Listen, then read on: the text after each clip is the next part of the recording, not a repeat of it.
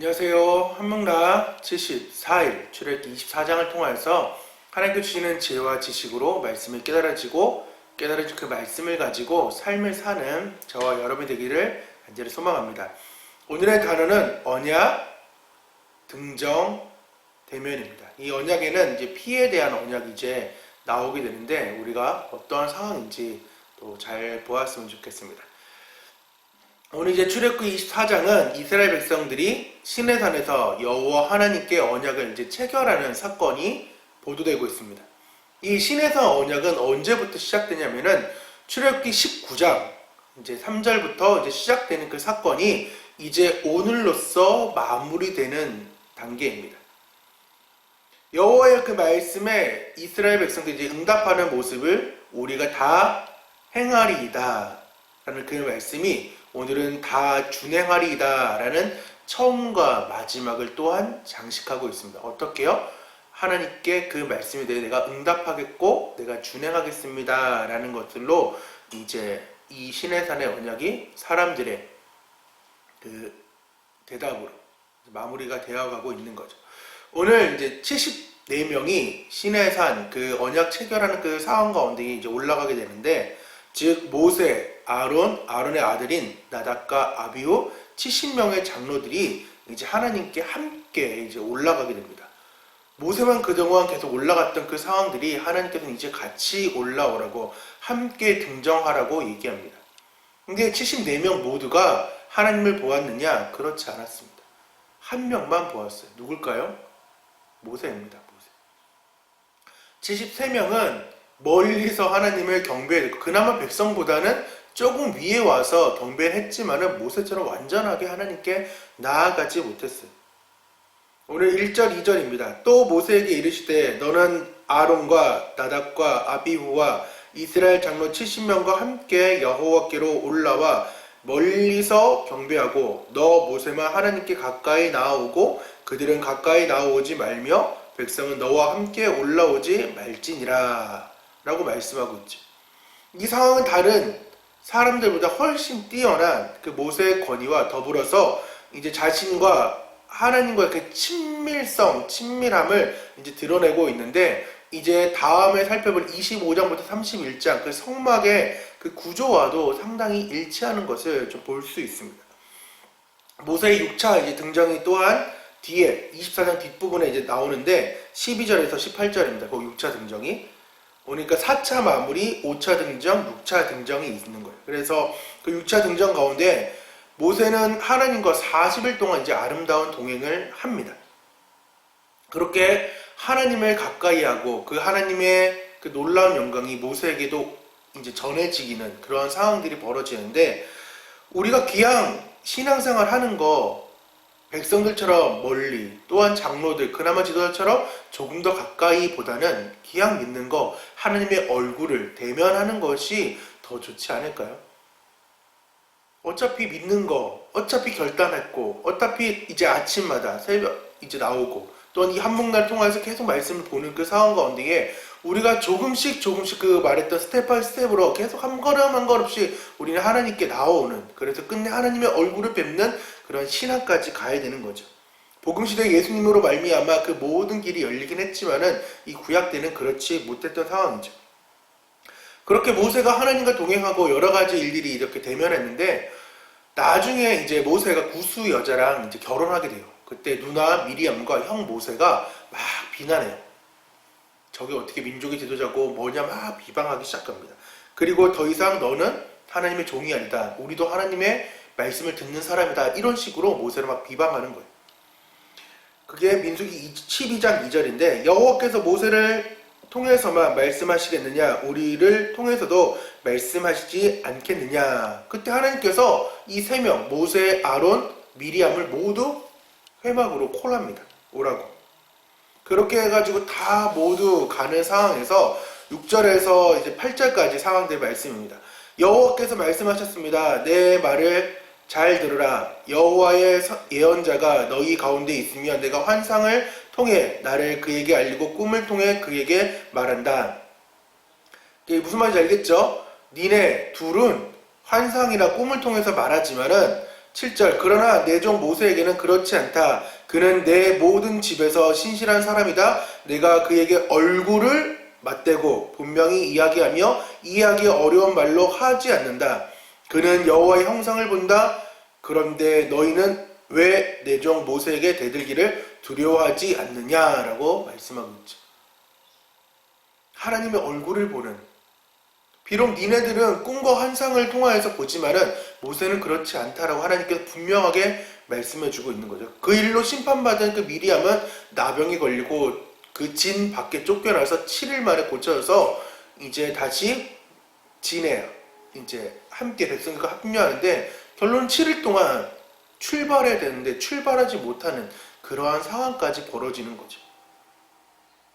하나님의 그 얼굴을 보는 그러한 삶인데 우리는 여전히 하나님의 얼굴을 보지 못하고 하나님께 나아가지 못하는, 하나님께서 예수님을 통하여서 모든 것을 휘장을 찢으면서 예수님께로 통하여서 함께 오라고 말씀하고 있지만 그러지 못하는 삶을 우리가 살 때가 너무나도 많이 있습니다. 우리는 이방인의 뜰, 그리고 좀 나아가서 성막 안에가 아니라 지성소라는 그 완전 구별된 그 장소까지 모세처럼 하나님과 대면하는 그 상황까지 우리는 나아가야 됩니다. 이렇게 4차 등장의 상황들의 하나님 말씀을 다 듣고 백성들에게 율례와 이 하나님 모든 말씀을 전하게 됩니다. 그때 3절에 다 준행하겠다라고 말씀하죠.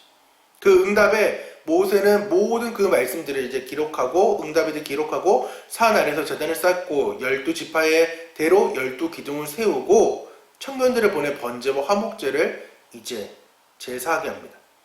레위기 이제 5대 제사를 이제 살펴볼 때 더 구체적으로 살펴보겠지만은 번제는 하나님과의 관계, 그리고 화목제는 사람과의 관계로 이해하면 좀 될 것 같습니다. 모세는 그 희생 제물의 그 피의 절반을 이제 하나님을 상징하는 그 제단에 뿌리고요. 그 나머지 반은 백성에게 뿌립니다. 그런데 이 백성들에게 희생 제단을 드리기 전에 다시금 한 번 더 언약서를 가져와서 낭독하게 하고 듣게 하고 그 들음으로 끝나서 백성들이 어떻게 할 건지에 대한 응답을 다시금 듣습니다. 다 준행하겠습니다 라는 그 상황들이 되고 나서 이 일들이 진행됐던 거죠. 어떻게? 그 언약의 제사들이 완벽하게 마무리되었던 거죠.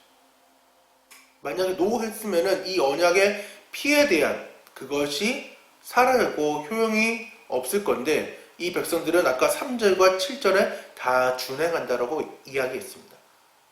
우리 창세기 15장에 아브라함 횃불 언약이라고 말하는 그 횃불 언약과 오늘 24장의 그 언약의 차별성을 좀 보이시나요? 그때 하나님께서 아브라함을 깊이 잠들게 하셔가지고 하나님 혼자 지나가셨어요. 그래서 계속 나왔던 게 무슨 언약이에요? 내 언약. 근데 오늘은 하나님을 상징하는 제단에 뿌리고 백성 앞에 뿌려버렸어요. 그래놓고 이제 피의 언약이 되었다고, 성립되었다고 하나님이 이제 모세를 통해 공포하는데 모세가 그 피를 가지고 백성에게 뿌리며 이르되 이는 여호와께서 이 모든 말씀에 대하여 너희와 세우신 언약의 피니라 라고 말씀. 정말 중요해요. 이제 하나님의 그 내 언약을 이제 떠나서 하나님의 일반적인 하나님 혼자만의 언약이 아니라 이제는 쌍방의 언약이 되어버린 거예요. 왜? 하나님께서는 충분하게 백성들에게 말씀을 들려줬고 율례에 대해서 알려줬고 2번이나 백성들은 준행하겠다. 아니 19장의 그 상황까지 보면 3번이나 하나님의 말씀을 응답했던 이스라엘 백성이기 때문에 이 언약의 피에 대한 사항들이 이제 깊이 들어가게 되는 거죠. 이 언약의 피에 아주 중요한 뜻이 있습니다. 어떤 거냐면은 언약을 이제 배반하면은 위반하면은 죽게 된다. 속죄의 의미가 담겨져 있고 마지막 3번째는 하나님과 이스라엘 관계, 혈족 관계가 되어 있다는 것입니다. 아주 긴밀한 관계가 되어 있다는 것. 주몽, MBC 창세 드라마 주몽을 보면은 이제 졸본하고 이제 다물군이 이제 합쳐지는데 그때 피의 언약을 맺으면서 이제 3조고 깃발을 다시금 그 피의 언약이 된 거로 같이 그려요. 그러면서 우리는 이제 한 형제고 한 민족이다 이런 식으로 선포하는데 하나님께서 그러한 관계로 하나님과 이제 이스라엘 백성 혈족 관계로 이제 맺어지는 그런 상황인 거죠. 근데 이 피의 언약이 잘 지켜졌을까요? 안 됐어요. 아까 6차 등장 40일 하나님의 그 10계명 그 상황 가운데 돌판 가운데 나아갔을 때에 백성들이 두려워해가지고 송아지를 이제 만들게 되죠. 그 40일에 지난 그 상황에서 모든 것이 계약이 끊어져 버렸어. 하나님 10마디 말씀, 10가지 원리, 언약법전에 했던 말씀을 나만 바라보라고, 우상 숭배하지 말라고, 우상 숭배하면 죽여버린다고, 멸절시킨다고 얘기했는데 지금 이스라엘 백성들이 뭐 했던 거야? 우상 숭배했던 상황인 거죠. 그래서 하나님께서는 그거에 대해서 아주 진멸하려고 아예 죽여버리려고 작정하셔가지고 모든 걸 쓸어버리려고 하실 때 모세의 극적인 기도를 통하여서 이스라엘 백성들은 살게 되지만은 그 상황들의 모든 일들의 책임들은 이제 백성들이 고스란히 받게 되는 상황인 거죠. 여기 금송아지 사건만 끝났을까요? 아니에요.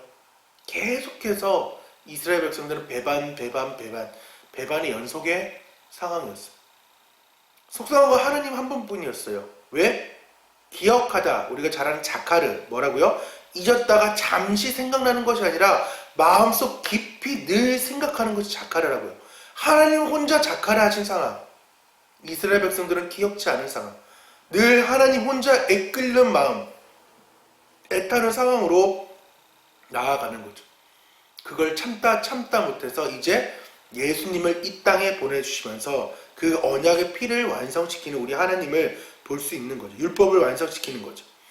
마태복음 5장 17절에는 내가 율법이나 선지자를 폐하러 온 줄을 생각하지 마라. 폐하러 온 것이 아니요 완전하게 하려 함이라 라고 말씀하고 있고, 마태복음 26장 28절에는 이것은 제사함을 얻으려고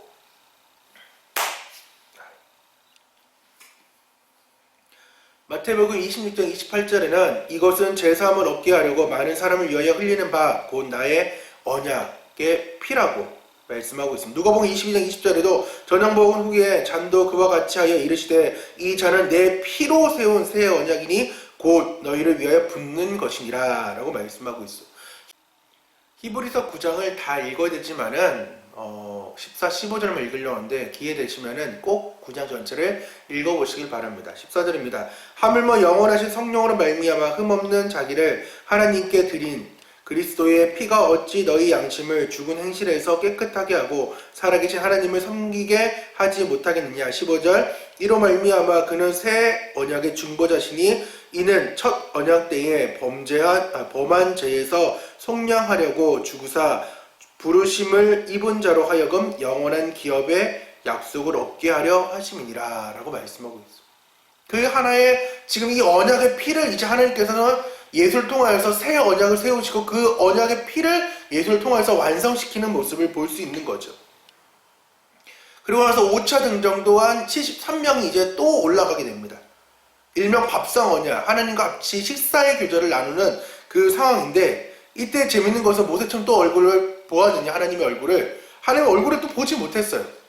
근데 조금 나아진 상황들이 있습니다. 어떤 거냐면은 하나님의 그 발 끝을 이제 보는 상황인 거죠. 그래서 우리야 아까 말했던 그 휘장이 찢어짐으로 담력을 얻어가지고 나아가는 그러한 일들이 있었지만은 구약의 성도들에게는 그 하나님의 그 식사 발만 보는 그 상황도 아주 대단한 사건이었어요. 왜? 죽을 수밖에 없는 상황. 아까도 멀리 있으라고 얘기했잖아요. 하나님은 모세만 불렀지만은 드디어 73명이 하나님의 발을 볼 수 있는 그 영광 가운데에 식사의 교제에 들어갔습니다. 그럼 이 식사의 교제가 계속 이루어졌을까요? 아쉽게도 여기가 딱 마지막 장면입니다. 말씀드렸다시피 5차 등정 끝나고 6차 등정 그 40일이 지나고 이스라엘 백성들은 금송아지를 섬기게 돼요. 그러니까 하나님께서는 그 일을 통하여서 장로들, 아론, 나답, 아비후 여러 가지 그 상황들을 이제 얼굴 보며 밥 먹자라는 그 말들을 이제 안 하게 되신 거죠. 또 하나, 나답과 아비후는 자신의 책무, 하나님을 경외하고 야례하는 것이 아니라 경의, 즉 멸시하고 경멸했기 때문에 하나님의 불을 드려야 되는데 다른 불을 드렸다가 죽어버려요. 재밌죠? 하나님과 식사했던 그 73명 심판의 물을 마셔야 되며 이렇게 나중에는 죽음까지 나아가는 모습이라는 거죠. 그래서 말씀드렸던 고린도서 10장 12절 말씀 꼭 기억하길 원합니다. 그런즉 선줄로 생각하는 자는 넘어질까 조심하라. 내가 하나님의 발끝을 봤다, 발을 보았다, 나 하나님과 밥 먹었다 라고 자랑할 수 있었던 그 사람들이 그러한 그 교만으로 인하여서 끝내는 넘어지는 사람으로 변했다는 것입니다. 오늘 말씀을 꼭 기억하여 매일매일 서 있는 사람, 말씀을 가까이 하는 삶 되기를 간절히 소망합니다. 그래서 전사님 오늘 적용은 나는 하나님의 얼굴을 보는 예배를 하고 있는가, 대면 예배를 온전하게 하고 있는가, 나는 서 있기 위해 무엇을 해야 하는가. 3일길을 영과 진리의 예배로 나아가기 위하여서 성령 충만하기라고 말씀을 삶을 읽어보려고 합니다. 그래서 지금 계속해서 추수감사 절기 예배가 지금 진행되고 있는데 이렇게 영과 진리로 예배하기 위해서 최선을 좀 다해보려고 합니다. 여러분 24장을 통하여서 하나님께 주신 그 은혜를 또한 나눠주면 감사하겠습니다. 다 같이 기도하겠습니다. 하나님 감사합니다. 그런즉 선줄로 생각하는 자는 넘어질까 조심하라고 말씀했던 이 구절을 꼭 기억하게 도와주셔서 하나님 우리는 부족하고 연약하여서 하나님 말씀을 듣고 또 하나님의 그 발끝을 보았다고 처음에는 멀리서 4차 신해상 언약을 마무리할 때는 멀리 있었지만은 5차 등정에는 내가 하나님 발끝이라도 보았다고 자랑하는 그 교만함이 끝내는 우상 숭배를 하게 되며 다른 분을 들여서 끝내 죽게 되는 상황까지 이루어졌음을 보게 됩니다. 하나님 우리 한목나 친구들과 우리 한목나 귀한 성도님들은 하나님 그러한 삶을 사는 것이 아니라 하나님을 위하여서 더욱더 충성봉사하고 온전한 예배, 대면한 예배가 무엇인지를 바로 알게 도와여서 지성소의 신앙까지 들어오는 귀한 신앙자, 귀한 하나님의 헌신자들 될 수 있도록 도와주셔서 주님께 함께 하실 걸 믿사하며 살아계신 예수님의 이름으로 기도드립니다. 아멘. 우리 24장 또한 찬양 들어보시고 말씀의 포인트를 찾아보길 원합니다. 다 같이 뭐라고요? 안녕. 출애굽기 14장 말씀에 모세와 하나님 언약해 백성들이 말씀 순종하기로 피 뿌려 약속을 세웠다.